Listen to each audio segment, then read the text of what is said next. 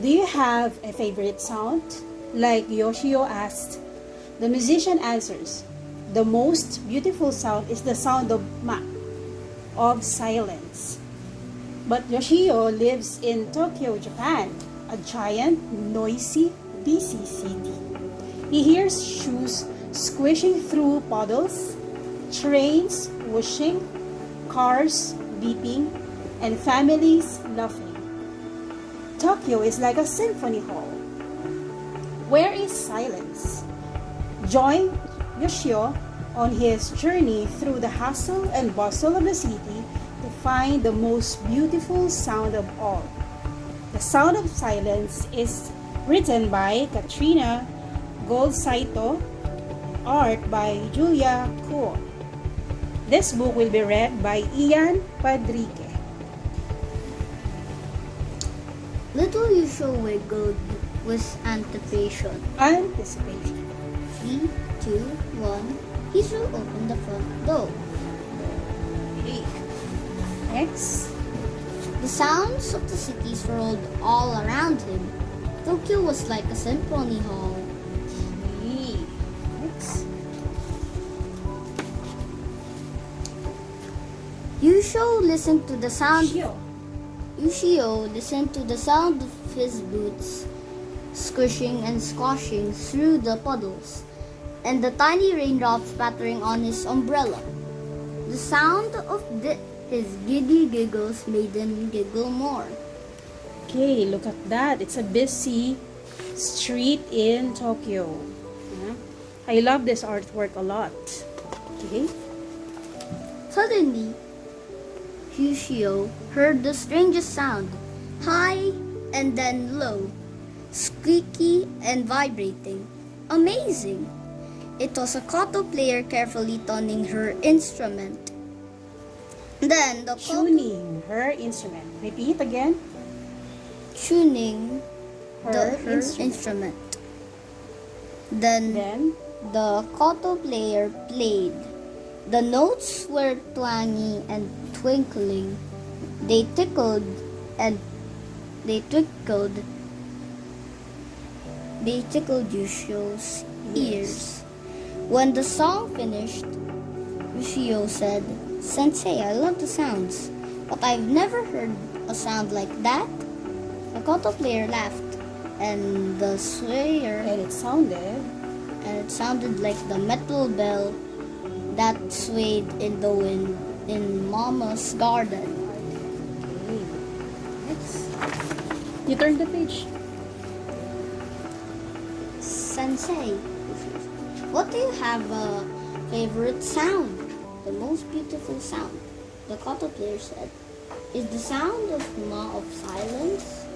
Silence? Yoshio asked. But the koto player just smiled at the mysterious mouth and went back to playing. Yoshio bowed at the koto player and ran to school. Bound. Bound. Yes. Where can I find silence? Yoshio wondered as he listened to the swap of his boots on the pavement.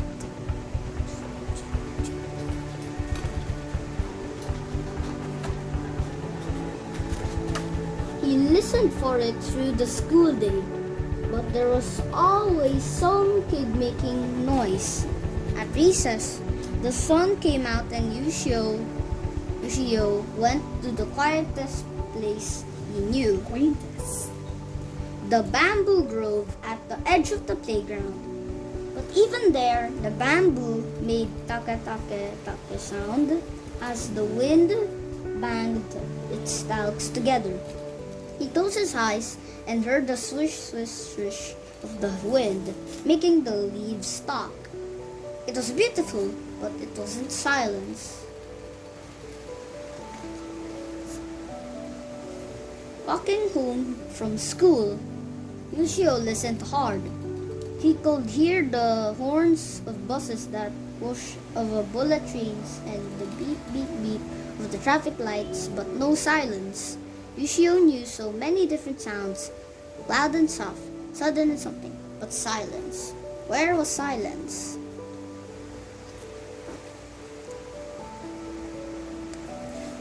It wasn't in the dining room where there was always the sound of chopsticks and slippering and chewing and swallowing.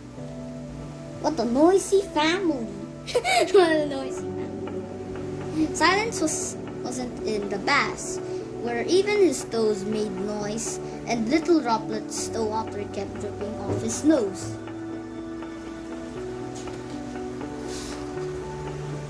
That night, Yushio tried to stay up late and catch the silence while the family slept.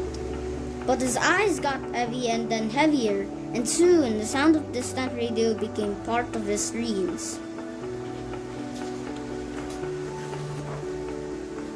The next morning, Yushio woke up, and his neighbor's dog barking and barking, and oh no, he had missed the silence. Yushio walked to school early. His sisters whizzed by on the way to the park, screeching Yushio's name. Where was silence? Yushio heard the creak of the school gates as he pulled them open. No one was at school yet. He put on the inside shoes and listened as they shuffled on the shiny floor. The classroom felt different without anyone in it. He sat on a desk by the window and pulled out the book. He loved the story, and as he read, he forgot where he was. Suddenly, in the middle of the page, he heard it. No sounds of footsteps, no people chattering, no radios, no bamboo, no kotos being chewed. In the short moment, Yushio couldn't even hear the sound of his own breath. Everything felt still inside him, peaceful, like the garden after it snowed, like feather-stuffed futons drying in the sun. Silence had been there all along. It had been there between the stumps of his boots when he ran. When the wind stopped for just a moment in the bamboo grove. At the end of his family's meal, when everyone was happy and full.